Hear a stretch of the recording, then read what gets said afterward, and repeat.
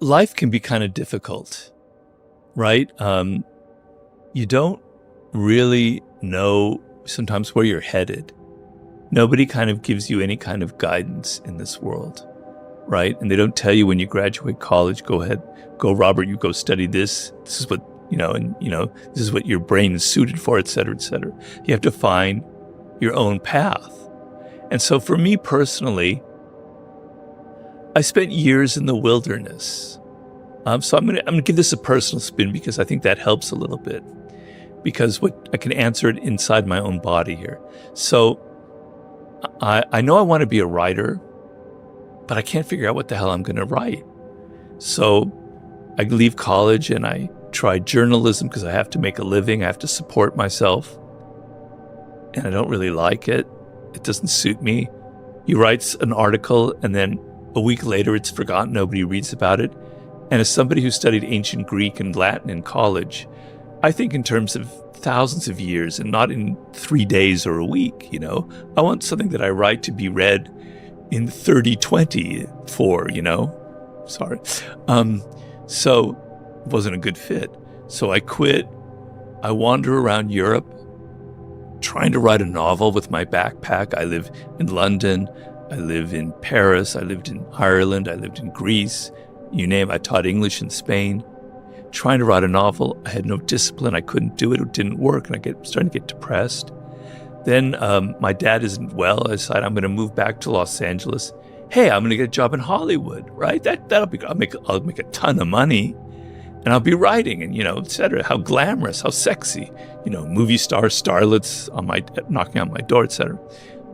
Okay, terrible, terrible fit, because I'm a control freak. I don't like people coming in and changing everything I say. And I don't like conforming, and I don't like compromise. Sorry, that's a bad thing about me, but I didn't want to have to lower my standards to what they were asking me to do. It was a terrible fit. All right, now comes the chance. I meet this man, Joost Elfer, as we mentioned earlier, in Italy. And he asked me if I have any ideas for books. And I kind of improvised the 48 Laws of Power. The point of my long-winded story here is I had spent 18 years or so acquiring high levels of skill in writing, okay? I learned in journalism how to write under a deadline, under pressure, how to make it dramatic, how to make the opening sentence exciting enough to make you read on further. Trying to write novels taught me about creating stories, which is a huge part of my writing. Working in Hollywood, I learned how to research, which is a huge element. And then the theatrical element, making things dramatic, also story. Okay? All of that time, slowly by slowly, brick by brick, I had developed real level skill. So when it came time to write the 48 Laws of Power, I could do it. I had learned all this discipline. I had learned how to write under a deadline. I learned how to make things entertaining, the whole bag, okay? And so the world opened up for me. Prior to that time, I was miserable, really, really was. I mean, I had good moments too. You're young, you're always happy when you're young, but a lot of times I was miserable. And I didn't know why, but I was acquiring skills, not even aware of it. And so the reason I write that is, when you develop that skill, when you're serious about it, because I was very serious about writing, you change your brain. You rewire your brain. It's like, and this is a remarkable power of the human brain that people don't realize. It's something I'm also writing in my new book. This one writer, his name is Schwartz, I believe. He's a UCLA neuroscientist. He wanted to help people who had OCD, right? Obsessive compulsive disorder. And usually it's drugs and it's talking therapy. He wanted to find out something more effective. And he found that through certain strategies that he developed, that they could use in their life, that they would get over their disorder. And the point isn't what the strategies were. The point was he did brain scans. And through the strategies that he gave them to do, which I can't remember right now, the brain scans show that they changed the brain. And his point was, through thinking, through developing skills, you literally change matter, you change your brain. So something non-material like thoughts can literally change material things like the wiring of your brain. You learn skills, you're changing your brain, you're changing the matter of your brain. Things are connecting that weren't connected before. And slowly, if you do it, if you're serious enough, a point will be reached like it was reached in my life, where either you will start a business or someone will ask you to do something like write a book or make a film, and the world will open up for you and you'll be able to do it because you have that, you've laid the ground, you've laid the soil, everything is there, it's rich, and now something great, amazing will sprout up out of it. When you have no talents and you have no skill, life is a series of endless confusion. You hit this road, you go here, then something else, you go here, then you go here, you end up in a circle and you don't know where the hell you are. When you've got skills, zoom, you know where to go. It's not zoom, it's more like, but you're heading somewhere. Yeah, it's not part of your psychology and it will radiate outward.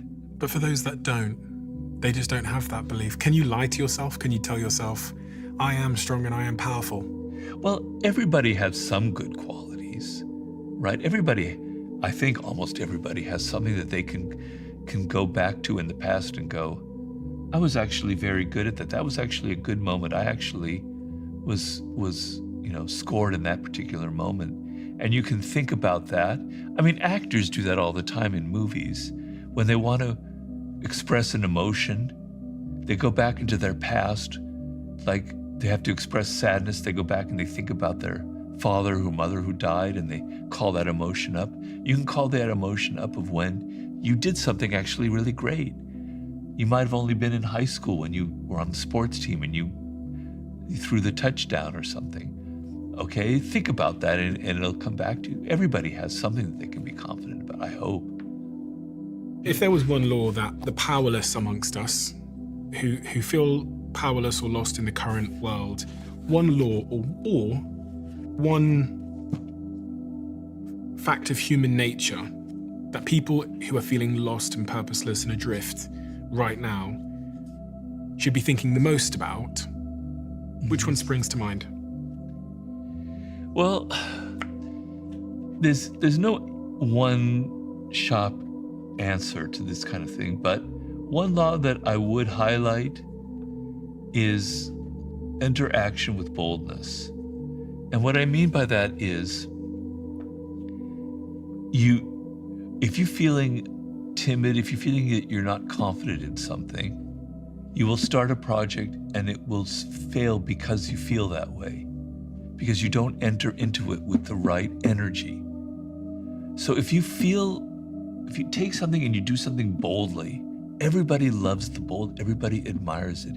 Even if it's stupid, even if it fails, it will gain you that kind of attention. And so, let's say you're thinking about starting a business. Well, just go ahead and do it and be bold about it and start it and be as dramatic as you can and be as confident as you can. And it creates a self-fulfilling dynamic. People admire it. They don't admire the timid and the insecure and the guy who spends 2 years talking about that podcast he's going to start. They admired that bloke who just decided, all right, I'm going to start it. I don't care. If nobody likes it, fine. I remember this guy who interviewed me once. He had a magazine called Bad Ideas, and it was a really successful magazine in like the early 2000s. And I said, where'd you get that idea? And he said, my mother told me that to start that magazine was a really bad idea, right? So I thought I'd put the title there, and that would be the title of it. And I just went ahead and started it. And it was very successful because it was a great marketing gimmick, and it also worked, and it was actually full of bad ideas of the thing, but in a very interesting way. So being bold, being different. Everybody nowadays, I'm getting on my goddamn soapbox again, and I apologize to everyone about this, but everyone is so similar. Everybody is so afraid. Everyone's trying to be like everybody else. You go out there and you start something that's different, that's you, that's unique, that's loud, that proclaims I'm a different voice on it. You're going to get attention. So I want more bold people in this world. We've got too much fear. I'm not maybe a big admirer of in some ways of Elon Musk, but damn it, he's always bold and it always works for him. He doesn't start just a minimal business about maybe sending rockets out there. He starts thinking it's going to take you to Mars. He's bold and people love it. The world moves out the way of boldness. I was thinking as you were speaking about a memory of mine of being at a festival in New York City called Global Citizen. It was like Beyonce was performing and stuff, all the biggest names in the world. And my friend was drunk. And we were in the like VIP section behind the stage, but we could see that there was this access all areas artist section. And because my friend was drunk, I've never witnessed anything like it. This guy gets me, takes my hand, goes, come with me. He walks directly at the two massive security guards with this boldness, this conviction. They just moved out of the way. I thought you were going to say they punched him. No, they just moved out of the way because of the way he was walking. Right. They just thought, well, he must be in here. And they moved out of the way. They didn't check his pass. They just moved out of the way.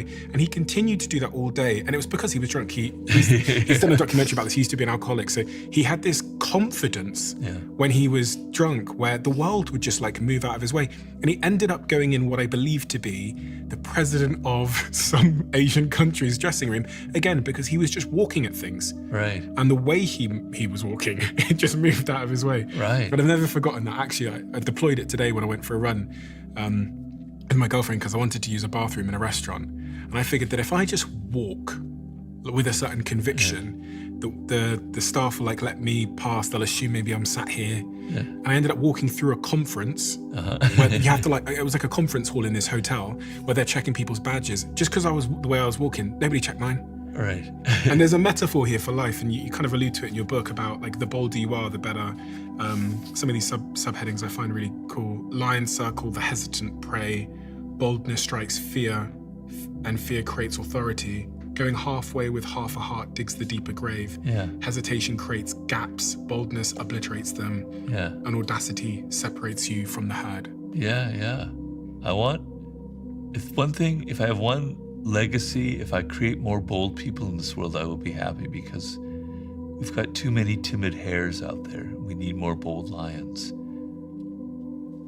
Start your business, write that book, do it. Just do it, please. And then write me afterwards and either blame me or thank me. And to be able to create something and know how to master a subject and to, build something that can last. That's really important. And I'm feeling like because young people, this is back in 2010, imagine now, have this idea that everything comes quick and easy because you can click, click, click and things come to you. That everything in life should be that way. That we're becoming alienated from the human brain, how the human brain operates, because the human brain requires time. If you know how the human brain operates, we have what are called neural pathways. And every time you repeat something, a neural pathway is created and strengthened and strengthened and strengthened. It's why we get addicted to things, but it's also why we develop skill. So if I'm sitting there shooting free throws day in and day out and day out, my brain is wiring it, it's learning that motor skill, that hand-mind thing, and it's getting better and better and better at it. It takes time, it takes repetition to build those pathways. And I explain in Mastery that you reach the proverbial 10,000 hours, which some people dispute nowadays. So it's just a number. It's not a fact. You've spent so long learning something that there's so many pathways. It's like this amazing inner landscape with all these connections going on in your brain. And now you can be creative. Now you can come up with things that nobody's ever thought of. You can play chess on a higher level. You can be Pele on soccer or Lionel Messi making passes that no one had ever seen before because you're not having to think, right? You don't have to think anymore. Your body just does what it wants.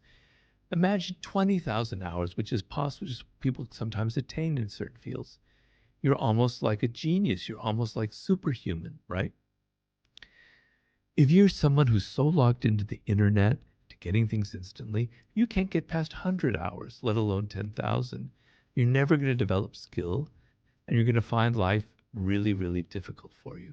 So I wrote the book because I was actually deeply worried that we were losing a part of how the human brain operates, something elemental part of our wisdom.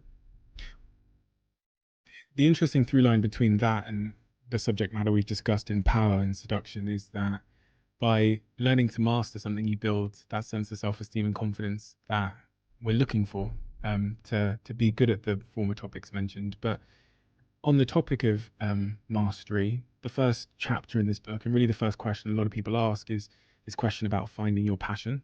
And I've always had a difficult relationship with this question because it sometimes assumes that there's one of them and that you have to go in search of it somewhere. In the first chapter of your book, you talk about discovering your life task. Um, why is it important? Is it the same thing? Is finding your passion and finding your life task the same thing? No, I just recorded this yesterday on my own podcast. I went on a rant about how it's not about passion. It's not about finding your passion. I actually don't like that word passion. It kind of makes me cringe because if you think about it, passion, to succeed at anything requires time and effort and boredom and tedium. So let's just say a simple example. You're learning to play the piano. When you first sit down at the piano, you have to play these really insipid tunes. It's so boring. You have to learn, I forget what they call it, finger exercises and scales. On any instrument, you have to learn scales, etc.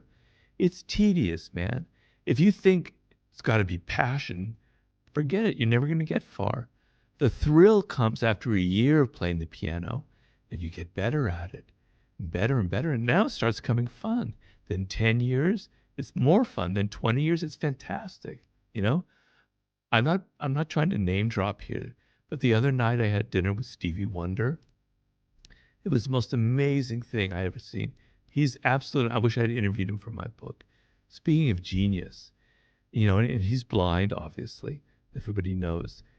But I was watching him, he performed for us. We were there with a group of friends at his recording studio. I was watching him play the piano, and he's blind, right? And he's improvising. And it's just absolutely brilliant and amazing. And as I'm seeing this, I'm thinking, I could see the thousands of hours he's been putting in just touching these keyboards and knowing where the keys are. It was just mind blowing how amazing it was. That is the power that the human brain naturally has through hours and hours and hours of effort. That's how it works. So, you know, he didn't get there because it was passion. He got there because he was a child prodigy at the age of 11. He was signed to a contract with Motown Records, right?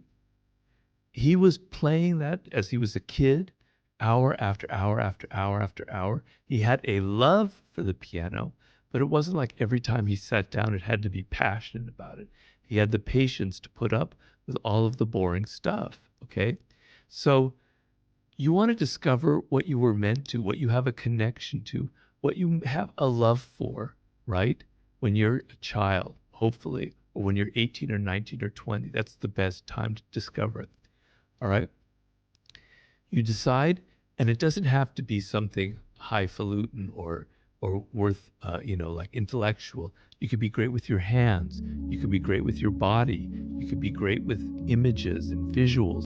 You could be great with words. You could be great in many different areas. Okay. They're all equal. They're all great. You as a child are naturally, so there's a book I always recommend for people called The Five Frames of Mind by Howard Gardner, in which he talks about the five forms of intelligence that humans have.